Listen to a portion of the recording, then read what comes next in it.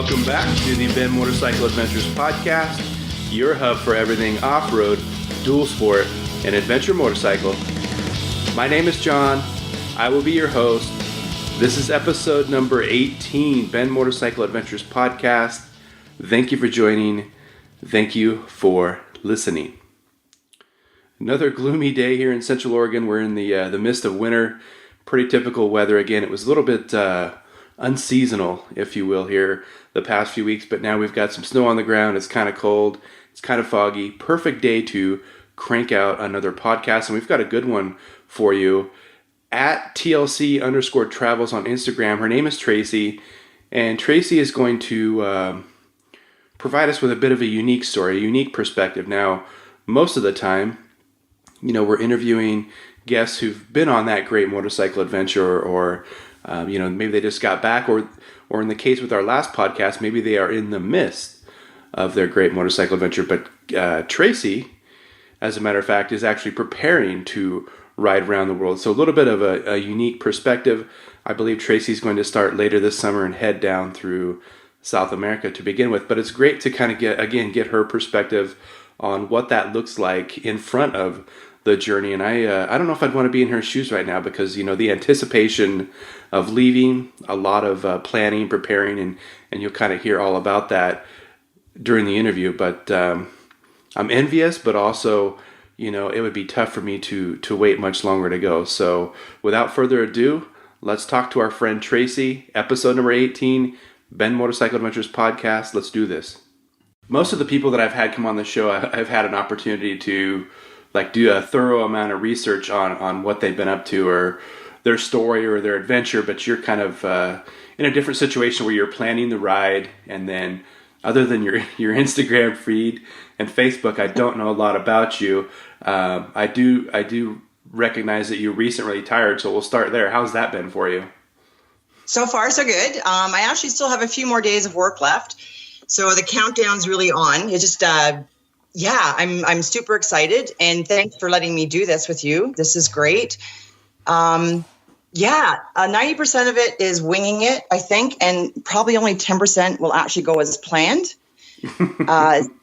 Things are quiet right now. Come the spring is when things are going to get crazy, because then I'm going to have to sell my house. I'm currently selling a lot of my possessions, like through Kijiji or Facebook Messenger or do Friends, whatever, getting rid of a lot of stuff. I can't believe how much stuff I have. Like, who needs 8 frying pans, honestly? And then it'll be in the spring, get the house ready, prep for sale. I am responsible still for my daughter. She's in university, so I have to find a place for her to rent. So it's going to be like keeping 2 lives going, one for her and one for me on the road. Okay. I'm going to digress a little bit. I want to go back to the start of this. When did you start riding motorcycles? How did you learn to ride motorcycles? So I only started riding in 2013. Okay. A friend of a friend rode BMWs, and she loved her track days. And she talked Kathy and I into going and getting our licenses. And when we first did it, I never, ever thought that I would really continue on with riding a bike. Like, we were terrible. We were popping the clutch, dumping these little bikes. Every time on our bikes, we were dropping them. We were just terrible. And about a year after I started riding, I thought, I can do this. I'm going to take a trip through Peru on a motorbike. So I did. And the guy that ran the trek, he absolutely hated me. I was dropping the bike. I'd never done sand, never done cobblestone, never did hairpin turns, but I loved it. So when I got back home, I ended up taking some off-road courses and doing a bunch of rallies, and just talking to people that at these different rallies about what they do, how to learn, how to ride better, etc. pretty much. So that was about 5 years ago, and I've just fallen in love with it. I think it's just such freedom. And to travel the world, a lot of people want to do it, but it's really expensive when it comes down to it. Oh, yeah. I think going by bike is very feasible, very feasible. The motor community is amazing. There's always somebody out there. There's so much information. There's so many Facebook pages and Instagram pages and people that are just willing to give you directions, ideas. some advice, and sometimes a hot meal and a place to stay. So I'm counting on that anyway when I go. So you started riding in 2013, and the next thing you know, you're in Peru. So you've got some ambition. I'm definitely going to give you that. That's crazy, and it's not unlike a couple podcasts ago we talked to Jen, who also started riding in 2013, and the next thing you know, she's riding 8,000 mile adventures. So again, for those of you who think it's too late to start or you can't learn, again, another prime example here. Yeah, definitely. I was in my let's just say mid to late 40s when I started riding, and now 5 years later, well, it'll be 6 years by the time I leave, I'm going to attempt my around the world. Okay. Aside from Peru, now there's a ton of motorcycle pictures on your Instagram page. Any other notable adventures or rides that you've been on? Yeah, so I did Croatia, Bosnia, Herzegovina, Montenegro. I've done some of Utah, Wyoming, Montana, a little bit of BC, a lot of Alberta, a lot of Ontario. So just my first solo ride was only 2 summers ago, and that was out to the West Coast to Utah, Wyoming, Montana, and Alberta. So that was my first time putting all the camping gear on the bike and just going by myself and figuring everything out.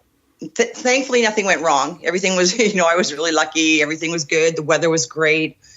But I really got the bug to do solo travel. Yeah, so kind of explain to us what that was like being out there by yourself. Oh my gosh, it's amazing because you can do whatever you want, when you want, stop when you want, eat when you want, stay where you want. And it's just the freedom. And really, when you're on the road on a bike, you're never really alone. There's always somebody there. You seem to stop at a place. If you see a bunch of bikes at a restaurant, it's probably going to be pretty good food, and that's where you're going to stop. People talk to you, especially being a woman solo on a bike, people talk to you everywhere. So first of all, I was really nervous. I didn't have a good experience my first night in the tent. But after that, everything was great. Yeah, I don't know there's so many words I could use to describe it, but it's just this amazing feeling. Sure. And back to your point about never really being alone, I rode some pretty lonely stretches in Idaho, for instance, this past summer, but I kind of coined this as I said, about the time you think you're alone, you see somebody. So you're right. I mean, there's people all over the place. Absolutely. Absolutely. I would ride a couple of days by myself. And I actually ran into a couple of fellows that I rode through Peru with when I got to Wyoming. So we rode together for a few days, and then they took off their way and I took off my way. So yeah, you always will find somebody to ride with for a few days. For sure. Back to the route and your intention, I believe, is to leave in August. So are you really planning to ride around the world, or are you just kind of setting off and running through some countries? Because I've seen this done a few different ways. Do you have kind of a list of countries you have in mind, or how do you plan to go about this? I do. So next August, this is providing everything goes by my plan, sell the house, sell the Jeep, sell most of my belongings. I plan on pretty much booting it through the States, and I want to cross into Mexico through Texas. I'm going to take my time through through Mexico, down through Belize and Honduras. I will be flying home every now and then. Like I said, my daughter's still in university. So wherever I am, I'll leave the bike and I'll fly home for a couple of weeks or whatever she needs me for. But I want to make it all the way down to Ushuaia. Want to go through Peru and Chile and Argentina, and then come back the long way on the east coast of South America, hit as many little countries there, and of course Brazil. Can't miss Brazil. And then when I come back, I am currently looking in, I guess it'll be 2021. I want to spend a year in Australia. So I'm actually just going to buy a bike there and ride it around for a year, head down to Tasmania, New Zealand, and then sell it when I come back. And then after that, oh my God, there's so much of the world to see. So I want to do all the stands, Kyrgyzstan, sure. Uzbekistan, Pakistan. I want to do India. I want to do Mongolia, Russia. And then I want to do Africa. Europe I'm saving for later because I know Europe is beautiful, but it's really expensive there too. So I really want to do everywhere. But at first I may be on the road with my bike for 7 months at a time. Then I might have to come home for a month, depending on my daughter's needs and what needs to be done here back in Canada. But other than that, one day I hope to just leave and not come back for a really long time. 7 months is a notable amount of time. We just released a podcast today with two gentlemen who rode from Prudhoe Bay down to Ushuaia. Might be a good resource for you if you haven't been down there before. Definitely done. Yeah, those guys, they had some experiences down there to say the least. So, but you know what? I asked them, hey, if you could do it all over again, would you? And they, most definitely would do it again. So. Yeah, once you do it, it's so, and again, I'm kind of cheering on the women to do it, but as a woman, even just as a woman rider, it's so empowering. But to go and do your first solo trip or just go with a couple of girls, with your tents or for a long distance trip and spend a couple of nights, it's really empowering for women. It brings you up. It's incredible. It's an incredible feeling. As a woman out there, do you feel any different or feel that you're treated any different, when you kind of embark on these types of adventures? I don't know that I'm treated any different in a bad way. I know people are more willing to help a woman on a bike. I may get more offers of, a place to stay or a meal. When I did my first solo trip, actually, there was just one older fellow and I in a restaurant somewhere in Iowa, I think it was. And he just wanted me to sit and talk to him about my adventure, and he ended up buying me breakfast. It was just such a sweet thing to do, but it's a good thing that I think people are more willing to help a woman alone than maybe a bunch of guys. I don't know. That could be totally wrong, but that's how I feel. Sure. No, I think that's a great answer. I kind of experienced that myself a few years ago, and hopefully nobody takes this the wrong way, but I nearly slid off the road in the mountains up here a few years ago, actually coming back from a motorcycle race, and I could not get anybody to help me just kind of get back on the road. And I thought, what's the deal? Anyway, I've still lived here to talk about it. So, perfect. Back to the around the world. I mean, what inspired you to decide to set off on this ride? Oh, okay. So years ago, when I was younger, I was a flight attendant. So I've had the travel bug for years. Okay. And there's just so much of the world to see. And another thing, I'm determined to prove to the people that I know and that follow me that the world is a really good place. People are generally good. They will go out of their way to help you. They will do things for you. They will treat you nicely. Sometimes they protect you and give you a safe place to stay. People are really, really good. And we need to trust in our fellow man more than we do, but that's something too that I want to prove. But I just want to go see it all. My husband passed away from brain cancer at 46. So life is way too short. I got really lucky that I get to retire from work at a younger age, and I just want to go see it all. I want to go see it all. I want to go do it all until my health fails. Maybe I'll have 20, 30 years. Maybe I'll have 5 years. I just want to go see it all of it. Yeah, I understand. It's for me personally, the older I get, the more I want to get out and experience things more than, hang out of the house and, be kind of chained to technology or whatever. Yeah, I think when it starts to wind down, it's really about those memories and experiences and what you saw, not necessarily what you own, what your belongings are. Absolutely. And travel makes the best stories, especially if something goes wrong. That's the time. Those are the stories that you tell over and over again.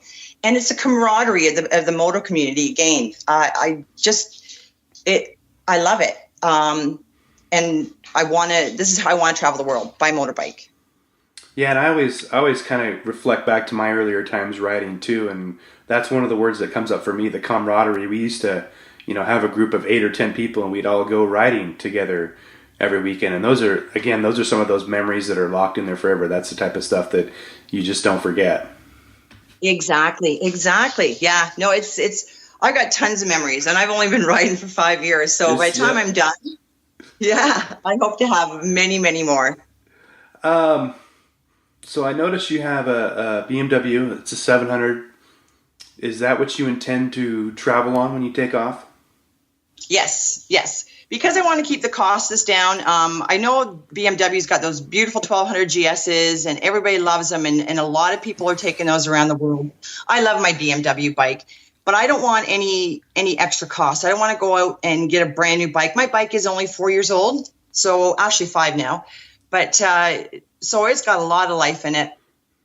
I know my bike. I'm comfortable with my bike. I could pick my bike up if I drop it after I take all my junk off. But no, it's definitely what I'll be taking.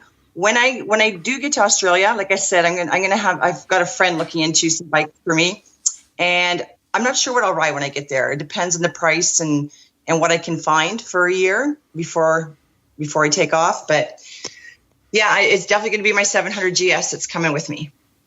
Okay.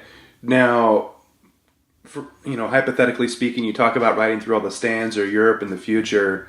Same thing. Are you going to buy a bike over there? Or are you going to look to, use a cargo ship or something to get your bike across the pond? Or how are you looking? Yeah, once I get to Europe, or it comes time for me to travel through Europe, I'll definitely fly my bike over.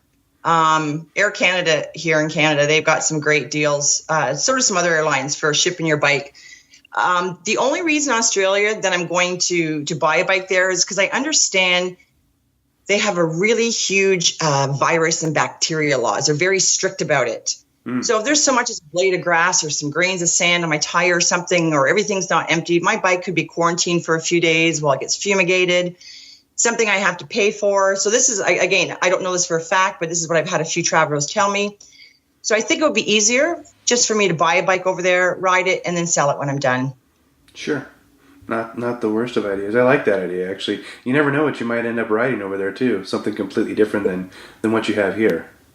Yeah. Well, I met a couple on Instagram a couple of years ago. They were riding their bikes from Alaska, Prudhoe Bay, all the way down to Ushuaia.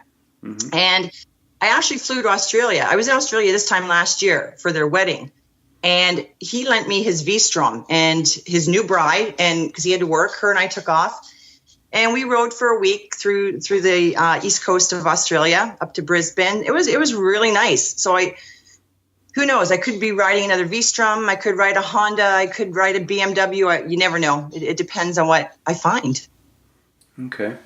I like to ask most of the adventurers that come on the podcast this question. What is your means for navigation? You're headed off. You're going to ride to Ushuaia. Are you using a cell phone, a GPS, maps? What's that look like? So I really, really love maps. Actually, in my living room, I've got a huge wall covered with a big world map. I've got 5 other maps all over my walls. So it'll be primarily maps. That being said, I do have a GPS. I don't usually use it a whole lot. I will use my phone a lot as well, and the internet to look at some places. But primarily, it'll be maps, even if it's just printouts of a province or a small country. Mostly maps. I love maps. Okay. And then as far as food and lodging along the way, you talked about the expense a little bit. I assume that you're going to camp some or make some friends along the way and kind of eat along the way as you go. Is that correct? Or do you have a plan for that, a different plan? No, absolutely. I'm going to camp as much as I can. The tent, the sleeping bag, and everything's coming with me. That being said, in South America, the hostels are so cheap. You can get a great hostel for like $10 for the night, with parking for your bike, a nice comfy bed instead of your pad on the ground, and it'll depend where I am, whether there's some nice hostels close by or whether there's a nice campground. Sometimes with campgrounds too, you can find a couple other riders and you can share the campground cost, and yeah, it'll depend on that particular moment what happens. Yeah, I was actually surprised to hear when I talked to the Los Panos Americanos guys. They were down there in the southern portion of that Pan American road. They bumped into a lot of riders and teamed up with some guys. So I like you said, I don't think you're going to be alone. You'll probably ultimately end up with a group, for at least part of the trip. So absolutely, yeah, because a lot of us kind of a lot of us want to do the same routes, and there's so much information on Facebook, so many groups that give you really amazing ideas and routes and little towns and villages to go see, as well as people that you could stay with. Or if something does go wrong with the bike, they can, give you a shout out as to who's close by to help you fix it or tow it. Again, that's the moto community. Yes. You talked about, obviously, you're going to retire soon. You're going to sell everything and sell the house, or at least work on that. But I also saw you mention that you might do some work along the way to fund the adventure. Is that correct? Yeah, so I'm really lucky because I will be drawing a pension. So it's not like I'm going to be going off on the road without a monthly income. So I'm really, really lucky there. But I might have to, I might overspend. I don't know. It's a long time out on the road. I've never been gone that long. If I do, I might have to stop somewhere and maybe do some work for lodging or food or a place to stay or just to make some extra money for a while. There's a few people out there that go back to work for a little while. I don't plan on it, but I have that option if I need it. Yeah, that's a interesting point. I watched this documentary a few weeks back. It's called Somewhere Else Tomorrow. A gentleman riding through, maybe you've seen it, but he's riding through Africa and he works along the way. And you mentioned the Facebook groups and the moto community. That's what he did. He reached out to people, through those channels and found kind of odd jobs along the way to continue to fund his trip. Absolutely. Yeah. And that's a great movie. I love that. That's another one that you watch all this stuff and you read all this stuff and it's very inspirational. It makes you believe that you can go out there and do this. Have you had a chance to watch The Longest Ride yet from London to Beijing? No, I haven't. I'm going to write that down right now. Yeah. The Longest Ride. The Longest Ride. It's very interesting. This there's a gentleman out there that apparently holds some Guinness World Records for, fastest time around the world or whatever. But he takes a pretty novice group of riders from London to Beijing, and they get near Everest, and it's a kind of a culture shock for me, being a Westerner. But very good, very well put together documentary about adventure motorcycle riding. Yeah, excellent. I look forward to watching that. Actually, when we're done, I'll probably look that up too after I listen to your previous podcast today. Yeah, no, that is a good podcast. Those two, they're both named, excuse me, tongue-tied here, but both their names are Ian. They have a really great sense of humor. They're still pretty young. And like I said, they actually rode from Colorado to Prudhoe Bay, and then they went all the way down to Ushuaia. And it was actually pretty cool. The Skype call, they didn't know, but they'd called me via video, so I got to see these guys hanging out and talking. But it was the first time they'd gotten together and actually talked about their trip since they got back. They just recently got back, so everything was still pretty raw and fresh. It was cool. Excellent. I love those. Go ahead. Any reservations about going solo? I know we talked a little bit about that, but is there anything that kind of sticks in your mind? The only thing that I have a bit of fear about is that if my bike breaks down, like I'm by no means a mechanic. I know where to put the gas and I know how to plug a tire, turn the bike on, put some air on the tires. But if something goes wrong, I have no clue. So I'm going to have my booklet with me. I'm going to have some stuff on a USB stick. Hopefully that won't happen, or if it does happen, it's in a well-populated area. But that's actually currently my only fear is what if something goes wrong with the bike? I won't have a clue how to fix it.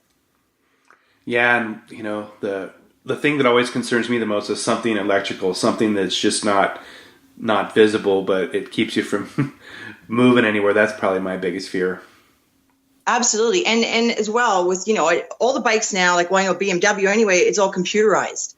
So when you get down into some of these third world countries where we no longer have BMW dealers in every second town, yeah, it gets a bit worrisome for sure. What other challenges are you encountering already as you kind of start to map this thing out? Oh my God. Just, physical health as well. Due to my age, I think I'm getting arthritis in my hips already. I'm like so angry because I'm finally going to live my dream and my hips are bailing on me. But there's also some fear about, I don't know if it's fear, but I am scared about selling all my stuff.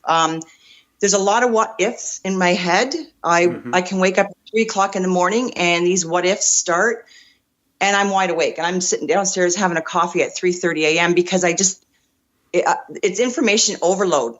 I start doubting myself, and it's like, well, what if this happens? What if that happens? What if? And yeah, and then I get overwhelmed. And then a couple hours later, though, I'm calm again. I know I can do it. It's out of my control. I'm trying not to think too far into the future, which is why I technically only have planned really to get to the border of Mexico, and that's where I'm going to start taking my time. Because if I think too far ahead, it's too much. It's too much in my head. I'm overwhelmed, and that's when these little doubts start coming in. So I'm just gonna. That's about all else I can think. Yeah, that day-by-day approach, we actually haven't, I'm not sitting here plugging the podcast, but we have one coming out Thursday with a woman who's riding from Delhi to Malaysia, and that's kind of how she's approached it day by day. And I was actually, I've been kind of taken back as I follow her, because she just makes all of her plans on the fly. She says, I'm going to ride here today or there today, and everything's worked out for me. I'm such a planner. I'd want to know, everywhere I was staying each and every night for the next 7 months, but she's doing all on the fly, and it's working out great. So yeah, that you talk about, getting overloaded. Maybe it's a matter of pulling back a little bit, and like you said, just getting to the border and going from there. No, absolutely. And I love that she's doing that, because for me, something that's going to be a little bit tough too is because I worked for however many years, and my whole life is a schedule. You get up in the morning, you get ready for work. When Friday night comes, you have some fun. Saturday, it's chores and it's grocery. So everything is always scheduled. I've got calendars everywhere. I've got calendars on my phone, on my fridge, at work, telling me when I have to do this and when I have to do that. So that's going to be a real learning curve for me as well, is just doing what I want when I want, and not thinking that I have to be somewhere at a certain time or a certain date.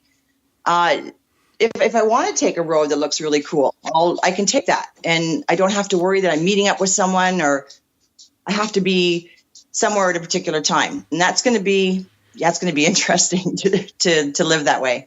Yeah, that'll be probably a tough change for a little bit, but also I think that's kind of a refreshing approach to the ride, because if you set a bunch of deadlines or plans in place, it actually, my experience, it has a tendency to add a little bit of stress or anxiety to the trip if you get tied up at a border crossing, or you maybe it doesn't look like you're going to make it as far, or you're going to stay in this particular hostel or whatever. So, like you said, kind of taking it day by day may be the less stressful of the two.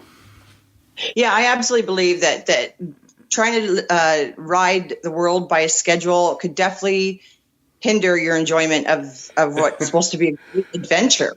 Right? Yeah, I think the only goal I'll have is to try not to ride after dark. That's the only thing that I've got in the back of my mind that I'm going to be scheduled by, is to do my best not to ride after dark. Sure, I think the problems grow exponentially once something happens after dark. So I'm with you there. Absolutely. Yeah. I had a question here. As far as, have you given any thought to how you might document this? Maybe a YouTube channel, or are you just going to stick to social media, or do you have any plans for anything like that? Yeah, it's funny. Somebody asked me this the other day, and I haven't decided yet between a blog or a YouTube channel. As you found out at the beginning of our call, I'm not really tech savvy. So I'm thinking a blog might be my best idea. I know people like videos as well, but it most likely will be a blog. I haven't set it up yet. It's probably going to be set up in February, March, and I can start documenting some stuff. And it will be, maybe some YouTube stuff if I get some good videos. I don't want my trip to turn into a job. I don't want to feel like I have to put out videos every so often, because I think with YouTube you have to maintain so many followers. And I don't want to feel like I have to put out a daily blog or a weekly blog. I want to put it out when I want to. So that's probably why I haven't decided yet. I'm just afraid of this turns into a job. I feel I have to get this stuff done. Sure. And I like that you said that. I've been asking myself this for the past couple of weeks. I'll go out on rides with GoPro camera, sometimes even a drone or some other cameras. And I often wonder if it detracts from the ride. I'm not sure. I like to reflect on them. But like you said, or like I always, it's a pain in the butt to stop. I always like to stop and take in the sights, but it's a pain in the butt to pull the camera out or set up a drone or something like that, and it can really start to cut in to your time. And sometimes I wonder, like I said, if that detracts from the ride. Now, when I talked to these guys that went to Ushuaia, they had planned to really thoroughly document the whole trip themselves, and they quickly found out same thing. You just can't cover the ground, and it kind of sours the experience too when you feel obligated to document or make videos. So it's not for everybody. Absolutely. And it's tougher to do it too when there's more than one person. If you're by yourself, you can stop when you want, where you want, jump off your bike, take the picture, jump back on and go. But if you're with more than one person, it's to coordinate stopping, unless you've got your Cenas or whatever communication devices. It's a lot tougher to agree on where to stop and when to stop. And is this a good picture? Is this a good place to video? It is a lot of work. I remember this past summer I rode through Wisconsin, and of course I wanted to take lots of pictures. You need the mighty Instagram picture, but the roads through Wisconsin were so beautiful that I literally took one picture when I stopped at a stop sign, because the whole day was just amazing riding along the Mississippi. It was just beautiful. And I remember saying something in my Instagram post about that sorry, there's no pictures, but the riding was so amazing. I didn't want to stop. I just wanted to keep riding. So. No, I find myself in the same boat. I believe my last couple of days of Idaho, I took just a few photos with my cell phone, sometimes regrettably, but I wanted to see what was around the next turn. I didn't want to hassle with it. Yeah, I agree. I totally agree. Definitely. Kind of switching gears here. You talked about your daughter, but what do your friends and family think about this? Okay, so some of my friends are 100%, most of my friends are 100% supportive of what I'm doing. Even if they do think I'm absolutely nuts. I've got a lot of support from my moto friends, a lot of really great advice. My family, I don't know. My daughter's excited for me. As far as my brother and my niece, I think they're excited for me, but I don't know. I think maybe they'll miss me. Maybe that's why they're not as excited as some of my other friends. I'm hoping anyway. Okay. Yeah. So I've got about 4 questions here left. Okay. I'm wondering, when you go around the world here over the next couple of years, what are you really hoping to see? Oh my God, stuff that people normally don't see. Stuff like people, not resorts, not hotels, not all-inclusives. I want to see the way people live in other countries. I want to see the kids playing the same games somewhere in Africa that our kids play out here. I want to see secret waterfalls that you can only see by taking a bike down a trail or hiking down a trail. I want to get through all these mountain passes and look at the views. I just want to see everything.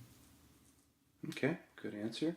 What do you hope to learn? I hope to learn. Be tough. I know they are tough. You're killing me. I didn't get the wine yet. What do I want to learn? I want to learn. Well, of course, I want to learn about different cultures. I want to learn a little bit of every language, even if it's only a couple of words. Okay. I want to learn, again, just how other people live. I want to learn more about myself. I want to learn that I can push myself beyond what I think I can do. I know you really are killing me with these questions. Yeah, you kind of absorbed my last question, and again, I always like to, we usually talk to people on here who've been on the big motorcycle adventure, and I say, hey, what did you learn about yourself while you're out there? Do you think you'll learn anything about yourself that you haven't already mentioned? I probably will. I'll probably learn a ton of stuff. I'll probably Yeah, I'm gonna learn a lot about myself for sure. What kind of stuff? A lot of it's up in the air. A lot of it's going to surprise me. I know just doing like local, like solo trips for 3 weeks around here, I learned a lot about myself that I can, like I said, I can push myself beyond my limits, that I can do it. I learned that when I'm riding some really beautiful roads, I start crying in my helmet because it's so beautiful. It's crazy. But I know I will learn a lot. Okay. For me, I think I've kind of wrapped up all my questions. Do you have any parting shots, advice, or anything you want to say? I know you're adamant about saying, "Hey, ladies, we can get out there and do this stuff." Do you have anything to say to the women out there who might be on the fence about, an adventure like this?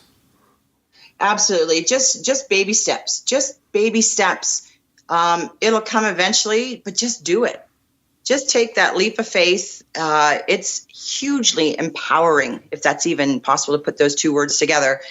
It's amazing what we can do. I encourage all women to get out there, not just about riding a motorcycle, but whatever you think you might want to do but are holding back, whether it be skydiving or an 800-kilometer trek. I've had some friends recently do those, some women, and yeah, they rock. It's amazing. Yeah, and just my 2 cents here. For anybody who's kind of doubting themselves, I've started this book. It's called Can't Hurt Me. It's written by David Goggins. People should check that out. I listened to him on a podcast last night and immediately had to buy the book and dove into it as my eyes were half closed last night. But kind of a story of just what you alluded to there, overcoming obstacles and really, pushing yourself to do far more than you ever thought you could do. So a little plug for that book too, but kind of ties in. Awesome. That's great. Yeah. All right, Tracy, I'm going to wrap it up with you. Thank you for coming on the podcast. One thing I did want to say, if you need some help setting up your website, I could most definitely do that. It'd be pretty quick. Oh, right before you offered. I'll be all over you for that. Okay, yeah, no, I mean, it wouldn't be too hard for me to help you set up a blog. And like you said, whenever you're feeling inspired or whatever, you could jump on there and share a few words or photos, and I can kind of help. You said you're not tech savvy. I could probably put together a quick video too to kind of show you how you could make your post and throw a photo in there or something. So, oh my God, John, I really, really appreciate that. And I will definitely reach out and pick your brain and ask for some help. Okay. All right. Well, I thank you for coming on the podcast, Tracy. It's been great. Hey, Tracy, again, one more time. Thank you for coming on the podcast. I really appreciate the fact that you're willing to come on here and share your story. Moving forward, best of luck with your round-the-world motorcycle adventure. I know there's a lot of planning, a lot of preparation moving forward before you even set off, but I think we all know you can do it, and then once you get out on the road, I think it's going to be amazing. So I hope we can all stay in touch. I'm assuming we'll all be able to follow along on your Instagram feed. That's a great follow, at @TLC_travels. And then, I meant what I said. If you need some help building a website and you want to blog occasionally from time to time while you're out there on the road traveling, I can definitely help you with that. We can definitely get something set up right away. So just reach out to me and let me know. But again, thanks for coming on the podcast. Really appreciate it. And it was great to speak with you. BenMotorcycleAdventures.com. That is our website. If you haven't been there before, you might want to check it out. Again, you can always go and relive every episode of the podcast through our blog, all of our written content, off-road, dual sport, adventure motorcycle tours in Oregon and on the West Coast. That's what we do. So if you want to check out our website, again, BenMotorcycleAdventures.com. All right, next episode of the podcast, we're going to talk to or catch up with Evan, who is part owner of Mag Tours in Guatemala. That is Motorcycle Adventure Guatemala, or RideGuatemala.com. But we're going to talk to Evan about his company and what it's like to go down to Guatemala. What it's like to go down to Guatemala and, ride and adventure with these guys. So I tell you what, you visit the website, it looks like great weather, plenty of amazing scenery, volcanoes, lush vegetation. That's all I need to know. I would love to go ride with these guys in Guatemala, but yeah, we'll kind of have Evan recap what it's like to go ride with these guys and what it's like in Guatemala. So look forward to that on episode number 19. Now, I don't know if I've brought this up on the podcast yet, but our friend Keith from episode 7 is coming back. He's about ready to embark on a another motorcycle adventure through Mexico for 7 days. And Keith has committed to coming back and recapping his adventure at the end of each day. So you may very well get 7 straight days of Keith and his amazing storytelling and his travels or his experiences from the road coming up very soon. So look forward to that. But again, episode number 19, Mag Tours in Guatemala. Really looking forward to it. And I think with that, I'm going to get out of here. You guys have a great week. We'll see ya.